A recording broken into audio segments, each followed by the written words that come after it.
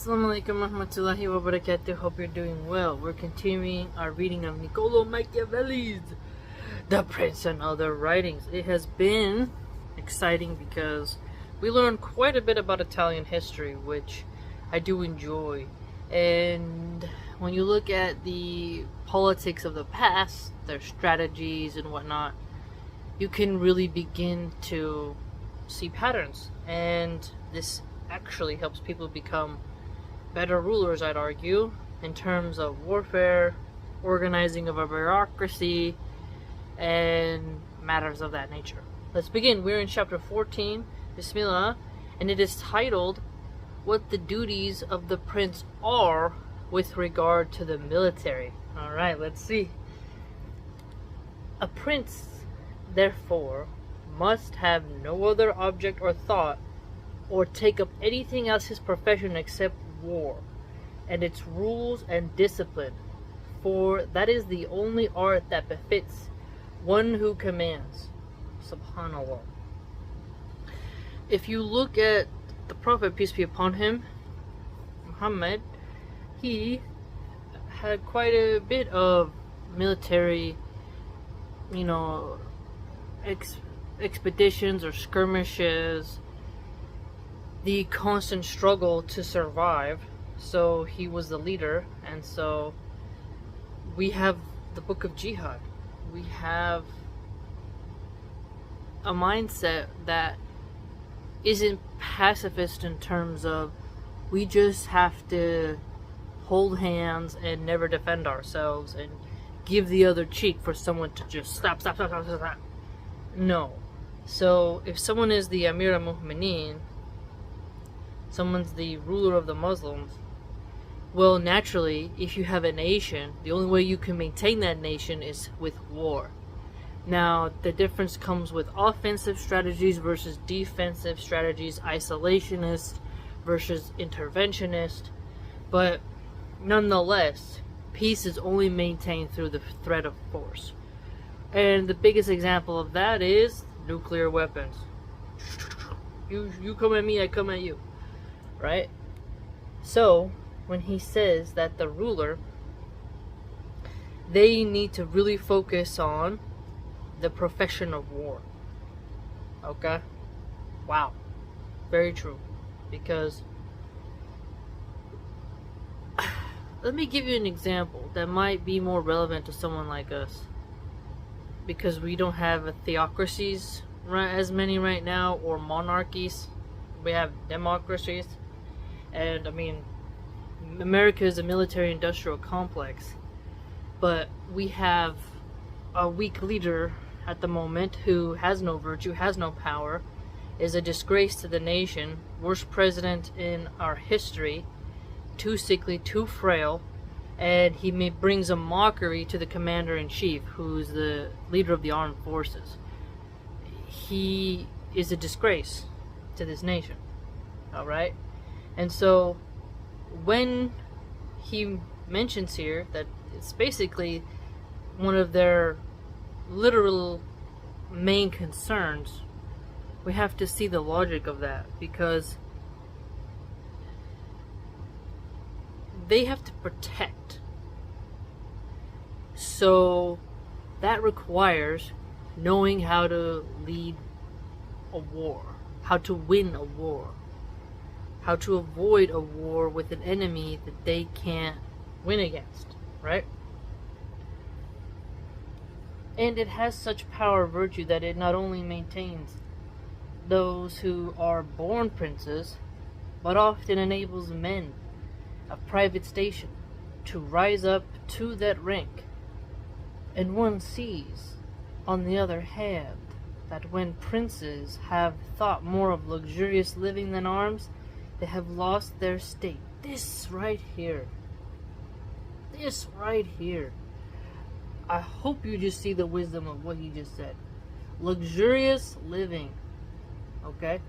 Now, one thing you'll notice with the hadiths in Islam is that you will say, basically we're taught to say Alhamdulillah for everything. That fighting is prescribed upon us when necessary. And you see the humbleness of the prophets, how they lived. Suleiman had wealth, right? Prestige. Uthman bin Affan had some wealth. Now, where it's not anti having wealth, but it's spending in the way of Allah. And spending on arms and training is important in Islam, and there's barakah in it. And if you recall the hadiths that talk about, train with arrows and bows and arrows, archery, essentially. I'm butchering it, but I remember in Sahih Bukhari, in the book of Jihad, talking about the importance of training with bows and arrows. So in Islam, you're not meant to just focus on the dunya, focus on here and materialism and licentiousness, pompery. You can have elegant looking things, but do not just focus on only refinement, right? You know how it is to go without. And Job, to me, is a good example of how Allah will test you and really put it right to you. Okay? And if you have a prince who is very soft, he's getting plump, he's becoming effeminate, you begin to notice that you're not a good leader. Alright? You can't be doing all that. And so a man, essentially, Machiavelli contends, he has to think of war. Now, what is war? Is the soldiers coming back wounded, the widows.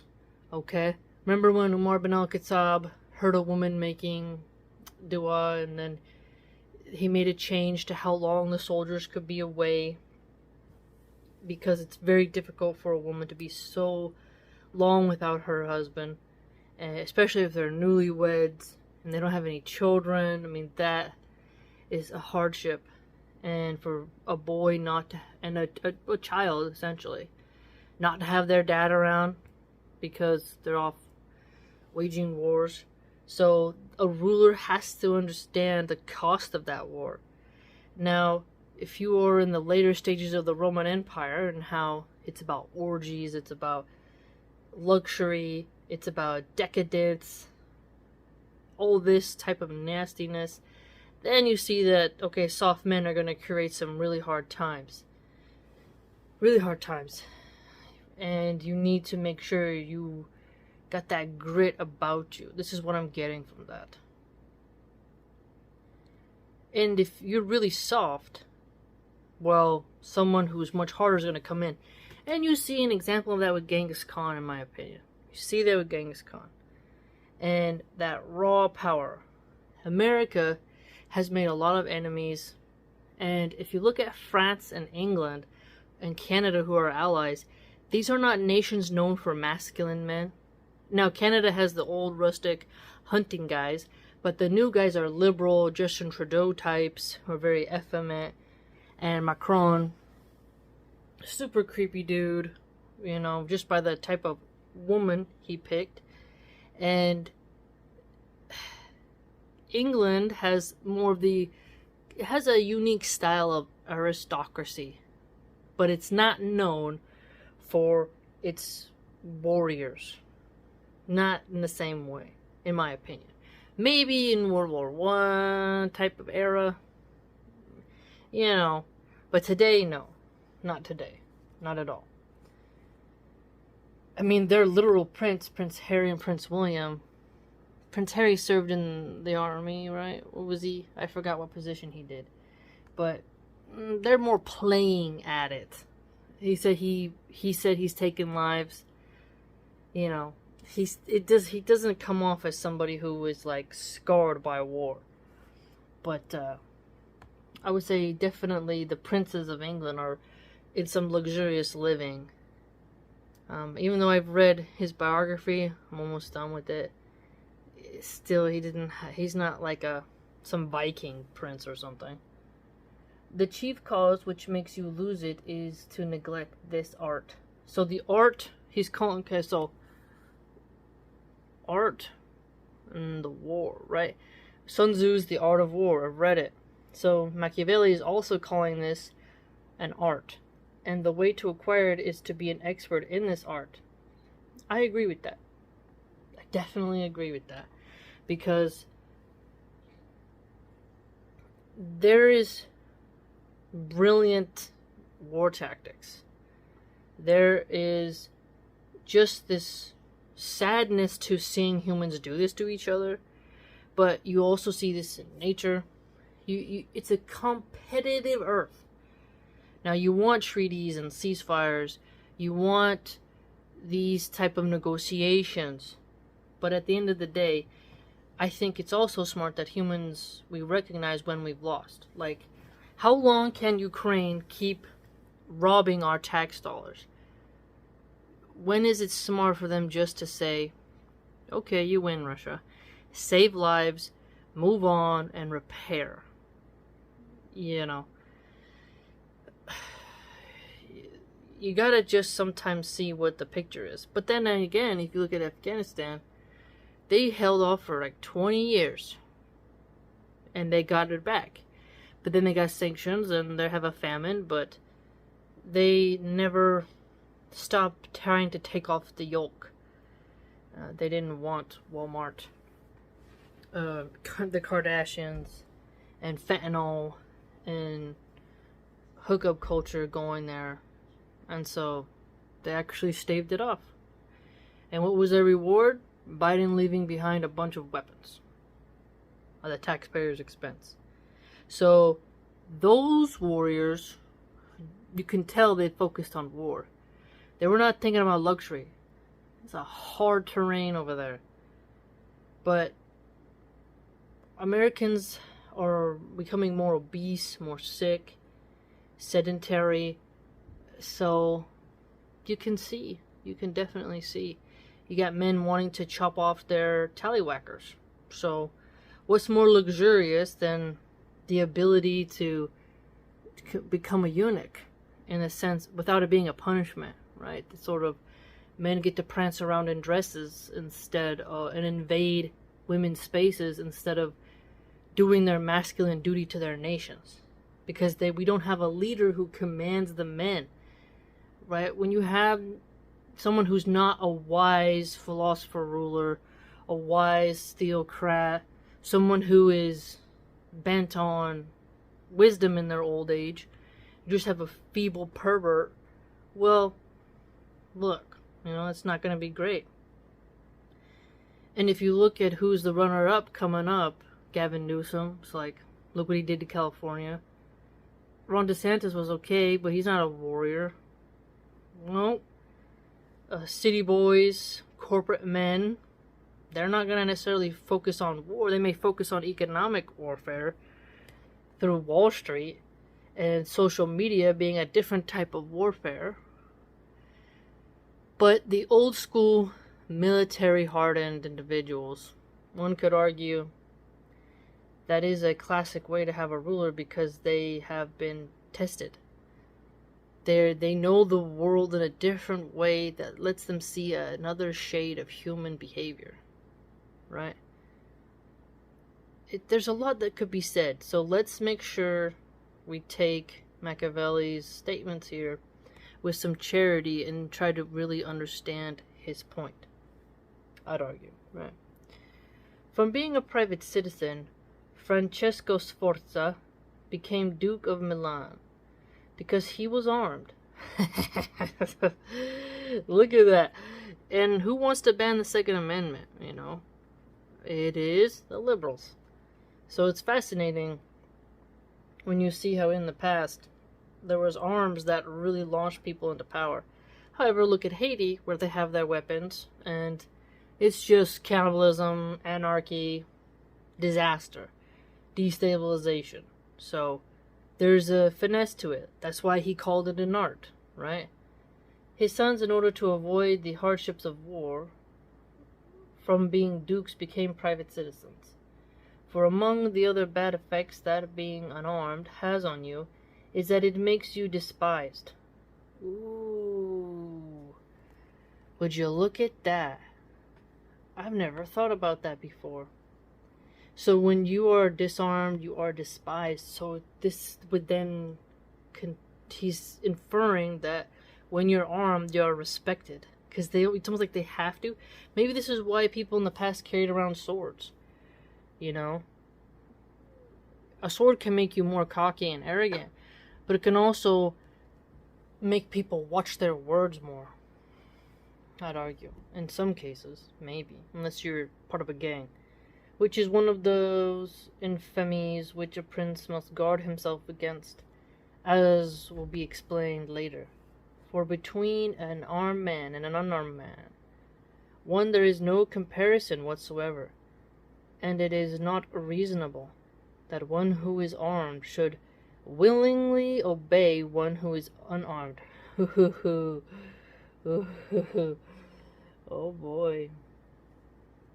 Or that an unarmed one would be safe among armed servants. Ooh. What do you think about that? For the latter being disdainful, and the former suspicious. Ooh. He's got some just lines here for us, when you look at it. So, let's look at that. So if you are armed, and the person is unarmed, there's a disdain. And if you are unarmed around those who are armed, well, there's suspicion there. That's really interesting. Because if you are not armed and you see everyone else is armed, you're like, okay, they can literally just turn on me. But there's almost a more assurity in being armed, and there's an equality when they're armed and you're armed. Just look at sort of these old Western cowboy films. Men had concealed guns, and they also just had some on their backs, and it wasn't a huge deal. The problem was when you got Hollywood creating gang movies and allowing gang music, where there wasn't respect for the weapon or respect for chivalry or gentlemanly behavior with firearms, and so you got more fatherless behavior, and that led to quite a bit of problems. And when you start propagandizing the public to misuse firearms so that you can disarm them and have more authoritarianism, and then pump them full of drugs, where you're going to have chaos, right? It's quite wild. It's not possible for them to work well together. And therefore, a prince who does not understand military matters, in addition to the other misfortunes already mentioned, cannot be esteemed by his soldiers. Ooh, right there. So, this reminds me of Mark Antony and Caesar. Because if your ruler doesn't understand military matters, how are you going to command the respect of your soldiers? Your soldiers are the backbone of your group. Maybe that's another reason why women can't be leaders in Islam, because how will they command the respect of the soldiers? In fantasy realms, the woman has to have a sort of element of cruelty in order to be feared. Cersei Lannister was feared because, she blew up the Sept, and she was really tense, right? Daenerys was feared because of her dragons, because she would flame her enemies. So they had to basically use fear. Was the Queen of England the one who passed, Queen Elizabeth? Did her soldiers fight because they loved her, because she was appeared to be a sweet old granny? I don't know. And when Daenerys gets told by Daario Naharis, I fight for beauty, and he's fighting because he's lustful for her, will that work on a grand scale? No, because there's always going to be a man who says, just because you're beautiful doesn't mean I think you'll make a good ruler. Your beauty isn't a spell on me to make me want to fight for you and wage any cause you want. Which shows why Jon Snow took her out. He had to get off of his high horse of being with her beauty spell. He saw what she did to King's Landing, and he put her down. Right? So you can see, even in fantasy depictions, a woman has to get the command of the soldiers, and there's this hint of which path will the woman take. And the dynamics of brotherhood is way different than a sisterhood, right? That's why the first lady, or the queen, you got it, She can do acts of charity and kindness which complement her husband, but the man has to have a sort of command of the soldiers. If you look at Renly Baratheon in the fantasy example of Game of Thrones, he was a pillow biter. People would mock him. He used to wear fine silks and prance about. And he had this line where he said, "Do you still think soldiers make good kings?" Like, Robert Baratheon was a great soldier, and he understood war, but he was whoring and drinking. Tyrion was a man of books and drinking. He made big mistakes and chose mercy too much when Dany should have gone a different route. You see? And Tyrion was an imp. He was not a soldier, really. He fought in some battles, but he's not as feared as, let's say, Jaime. And Jaime had a sort of ruthlessness to him as well. Yeah, he became more humbled later on because he lost his hand, but, you know, it's just different. And Bronn, right, if you look at, he's a sellsword. He's got, like, this sort of soldierly attitude. The Hound is a good example. The Hound and Bronn, when they met, there's that male dynamic of, okay, test me. And when do I let you pass and when do I not? Right? So that's why another reason why people were so unsatisfied with Bran being the king, because he's a cripple in a chair who just has this magical power to see inside the head of birds and, you know, can see past memories, but he doesn't command that same energy that some people felt Jon had. And even the wildlings and the Dothraki and the Unsullied, they wanted that you had to get their respect in order for them to get behind you. And how did you do that? With strength and winning wars. There was an art to it. There was strategy. There was competitions. And when you look at Tywin at the Red Wedding, you know, you can see that they got the soldiers, they have respect for you. And they're going to fight for you. Remember, he mentioned in past chapters the difference between hiring mercenaries and the risks that they have. It's really great, this book, because it really opens your mind as a woman to the different dynamics of warfare. And you can't have a fairy queendom of Barbie land where everything is just soft and beautiful without the necessary wrath and rage of men to protect it. Because wickedness is only kept at bay through strength, not effeminate pretty boys doing their makeup and being quite soft. Even though Lord of the Rings kind of had that vibe with their elves in Rivendell. They had long hair and they're very stoic, you know, but they're a different class of people who they live a long time. So, you know, it's just different, right? You can get these in fantasy depictions because humans often try to depict women rulers and male rulers in a different way. So Machiavelli is not far off when he talks about how a ruler, he needs to understand military matters in order to be esteemed by his soldiers. We've seen this over and over and over. Classic, The Gladiator with Russell Crowe. Okay?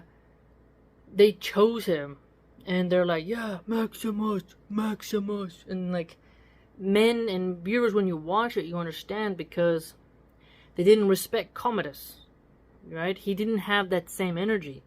And Commodus may have been, you know, a noble, but it wasn't the same type of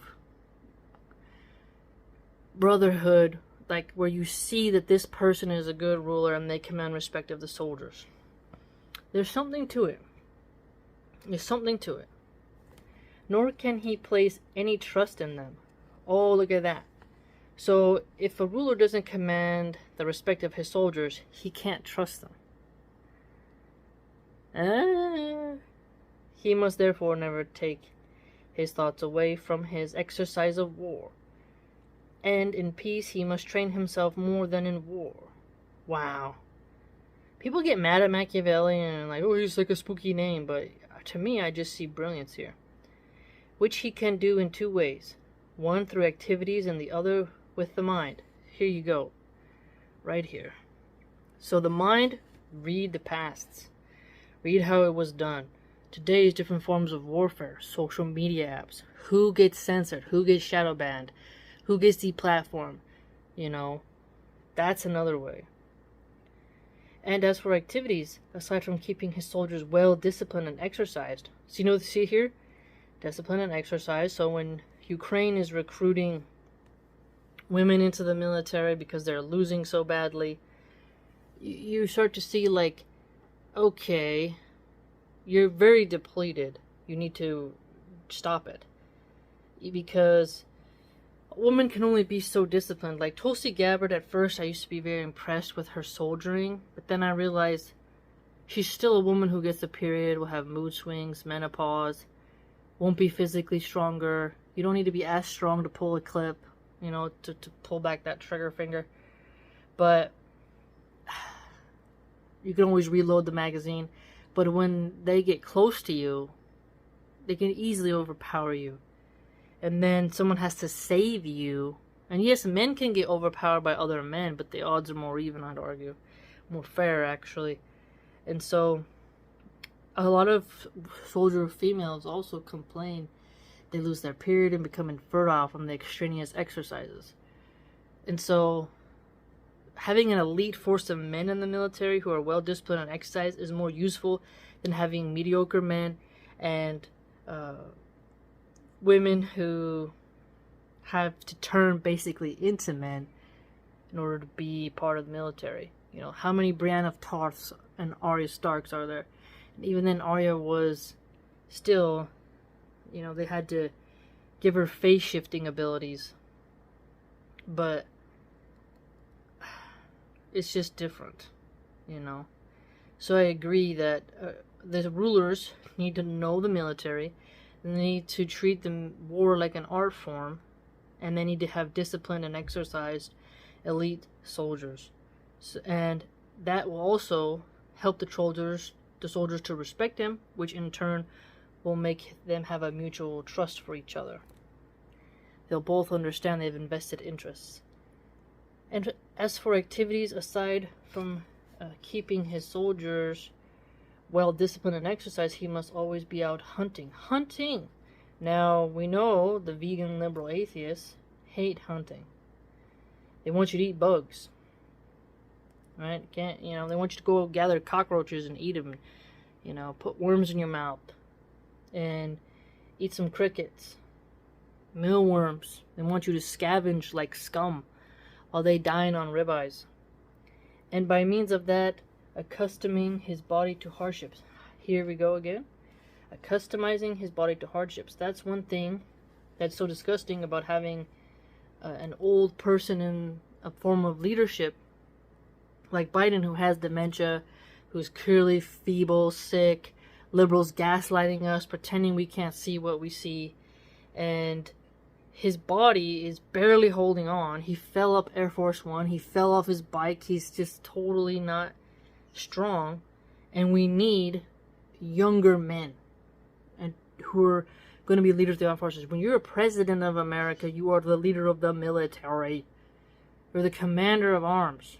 Okay? You're the executive branch.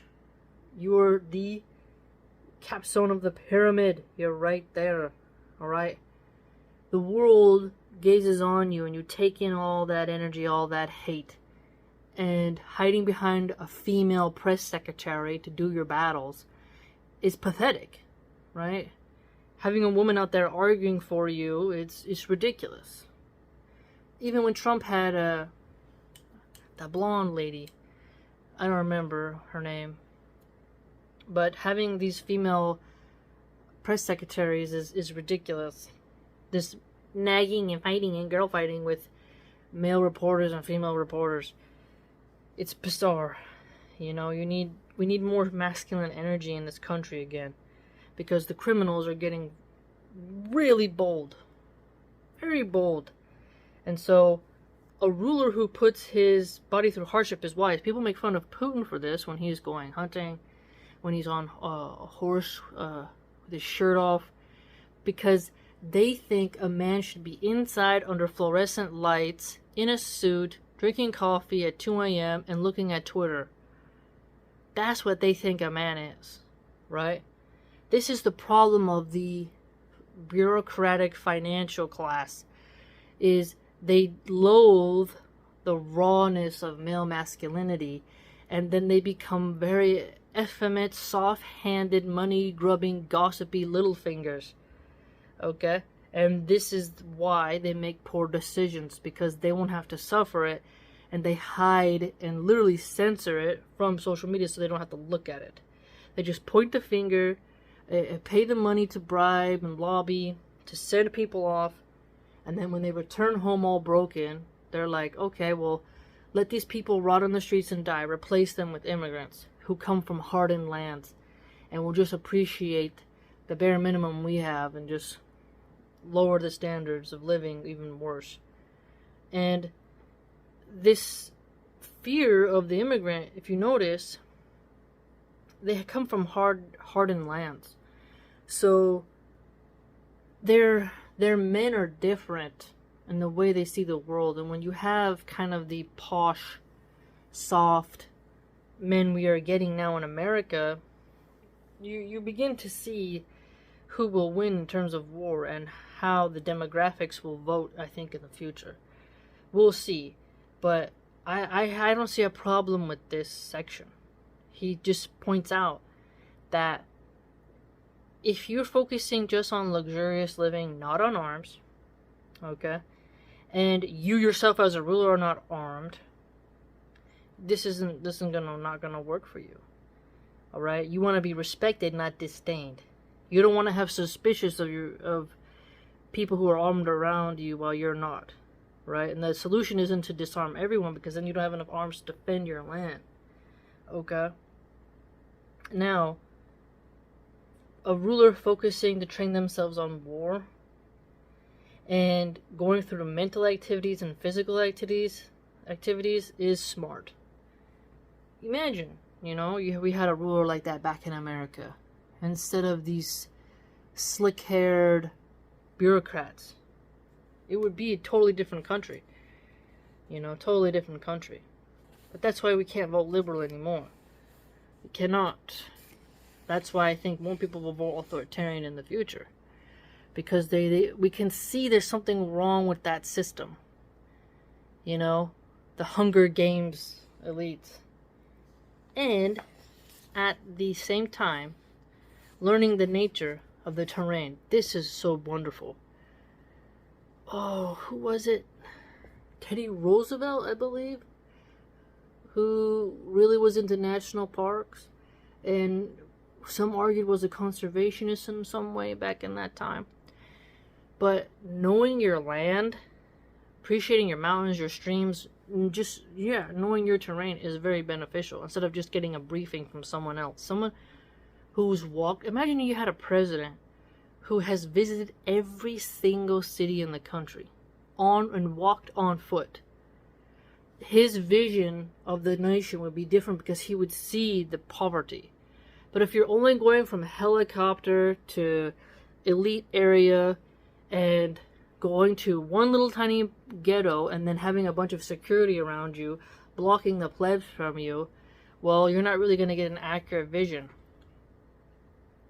It's important for people to actually see the horrors of what's in their country, and also see the beauty of their land, so they want to protect it. And getting to know how the mountains rise, how the valleys open out, how the plains lie, and understanding the nature of the rivers and the swamps. Sun Tzu said this in The Art of War. And on this he should lavish the great care. This knowledge is useful in two ways. First, one gets to know one's country and can understand how to better to defend it. Very true. Exactly. Then, with knowledge and experience of the terrain, one can easily understand any other terrain it may be necessary to explore for the first time.